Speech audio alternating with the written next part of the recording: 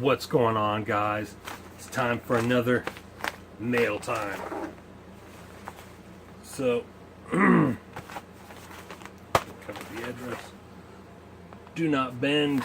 Let's go ahead and cut this open. This is an order from eBay I placed a bid on. Told you guys about it in the last mail time. I did win the bid.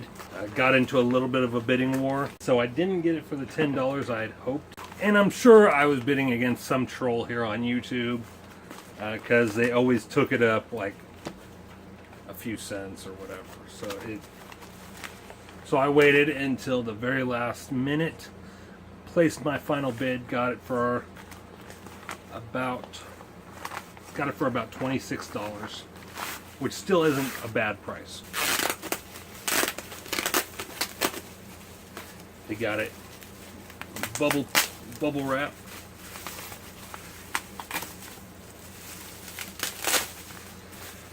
They really packed this pretty good. Alright, so... Okay, no, I take that back. I paid, after shipping and handling, I paid $29.37 for it, which still isn't a bad price. So what we've got here... And before you say I overpaid for these, I've looked everywhere else for these comics, and yes, on Comic Price Guide they are only, it does say they're only worth a few dollars. The first one is priced at about $12 at the most. However, I tried checking Mile High Comics. They were sold out of them, didn't have any in stock.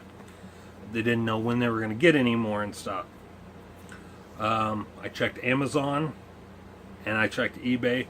They were selling for, and I'm not talking the lowest bid. I'm not talking asking price. I'm talking they were actually selling for about $50 for the complete set. So I actually got a deal on these. Considering no one else had them, I checked comic book shops. John says he has the first 2 issues, but I wanted the complete set, and they sell for about $15 a piece on Amazon, eBay, and I did manage to find one issue, I think 2 at Mile High Comics, and it was pretty pricey too. So I think Comic Price Guide needs to update their listings, because you can't really go off their pricing. They really need to do a little bit more research, find out what these are actually selling for, because they are actually selling for a pretty penny. So we got here from Chaos Comics, Halloween #1. This isn't the movie Halloween. This is, I think this takes place in between Halloween 2 and Halloween 4 or something like that. I'm not sure entirely. First death of Laurie Strode takes place in between 2 and kind of 4, kind of H2O. The thing with Halloween is that it splits off into 2 different timelines. Right after Halloween 2, there's a car wreck. And Laurie Strode, in one timeline she fakes her death, in the other timeline she actually dies, and her daughter Jamie is left. In the other timeline she doesn't have a daughter, she faked her death, she goes on to become the headmistress of a posh school, has a son and all that. So it branches off. So 1, 2, 4, 5, and 6, Halloween, Curse of Michael Myers, are all considered one timeline, and then 1, 2, H2O, and Halloween Resurrection are considered another timeline. So they branch off right after 2. So we got here Halloween 1, Collector's Item Classic. It's not bad. There's a little bit of wear on the binding, but not bad. You can tell it's been read maybe once or twice. I don't know how well you guys can see that. There is a little bit of wear, I said. Corners are in really good condition. Not bad. Then we've got here Halloween 2, which follows in the series.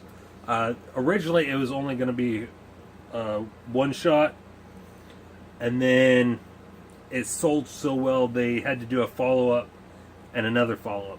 So this is Halloween 2, The Devil's Eyes. See, it says The Devil's Eyes. Or no, The Blackest Eyes. Yeah, The Blackest Eyes. It says right there. Nutman, Beck, Wolf, and Jensen. April of 2001. Once again, some wear along the binding, not bad. The corners are in pretty good condition. I would call this very good. Very good condition. If it were to be graded professionally, it would be very good condition. Then we've got Halloween 3, The Devil's Eyes, November of 2001. This is the final part of the trilogy. This actually looks to be in better condition than the first two. Almost no wear on the binding. There's a little bit of wear down here at the corner. No creases. I take that back. You can tell there is one slight crease right here. But that was probably from the newsstand. Overall, not bad at all. I can't wait to read these. I will review each of these individually along with Halloween 30 Years of Terror. They will be reviewed on Comicgeddon in the month of October when Halloween comes to Comicgeddon. And hopefully by then I'll also have The First Death of Laurie Strode and Halloween Night Dance, which are also highly rated Halloween comics.